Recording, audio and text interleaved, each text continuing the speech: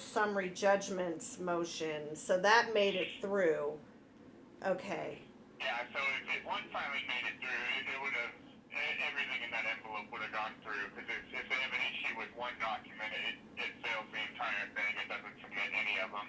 Okay, and that would have definitely been made known if my other documents didn't go through. Okay.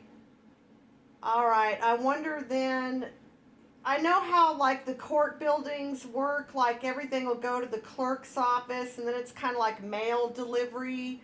Then they send all the filings up to the floors for the different courts. Is that correct? So I know, like, as far as our system, it goes into a queue for the court. So, like, depending on what type of case it is, it'll go to a particular queue for the court, and then they'll have certain personnel in the court whose logins and access that queue to then review them. And then they have the ability, if it needs to go to a different department or something in the court, they have the ability to move those filings around to the different queues. Okay, well, let me ask you one more question. So it seems to me, I remember, I mean, I haven't been back because COVID, I haven't been in a courtroom in over a year now, but I recall usually the judge had a hard copy of everything. Like the clerk or the coordinator would print it for the judge to have on the podium, on the bench. Yeah, that will, I mean, they do have the ability to then print the files out. I know some of it just kind of depends on the court, because some of the judges will have e-filing logins, and some of them will just use the website for that. And then we have another website that we're trying to get the courts on board with that reflects all the filings from the case.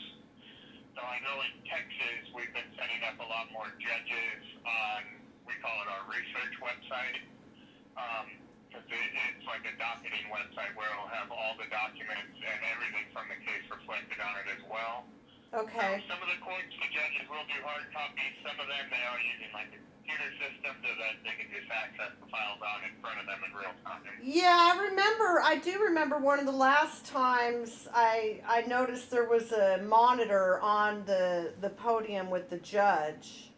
And then I remember they had really cool technology for the courts, like they had the big screen in there of people they could plug in their computer and pull things up on in the courtroom. That was pretty cool.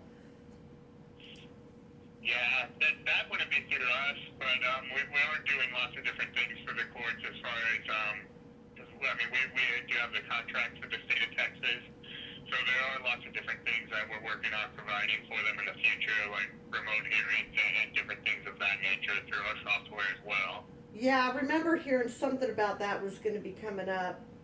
And then,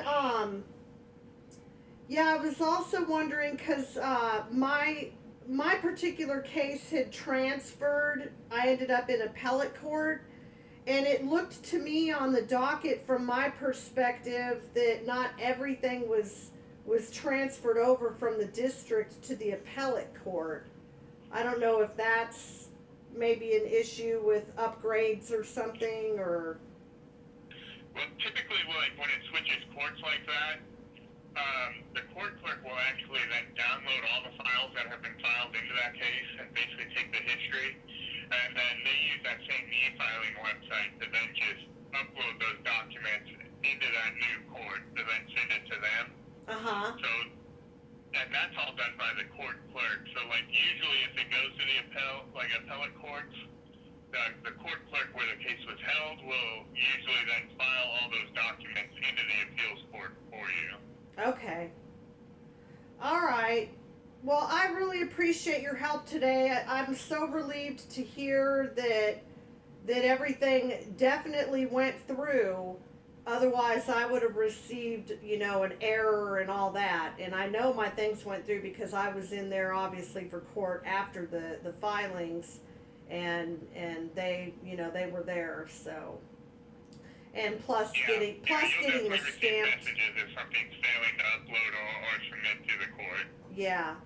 Thank you so much. I really appreciate your help today, and maybe I'll get you on the phone again one of these times. It's interesting. I have gotten, you guys, your assistants. I've had the same people help me before. It's funny, sometimes you get the same person. Yeah, I don't typically deal with this website. You got me because you were on hold for, I think 10 minutes is what it is. If you were on hold that long. But I'm on like a delay for the e-filing website because I deal with, like that research website I was talking about, and then we have a mediation website that we do through the courts. So I deal with some of the more complex websites we have, but I'm back up for that e-filing site. Yeah. So you might get me again, but if you do, it's most likely because you've been on hold for a while. Okay. All right. Well, great. Thank you so much. You have a great rest of your day. Thank you. You too. Bye, Robert.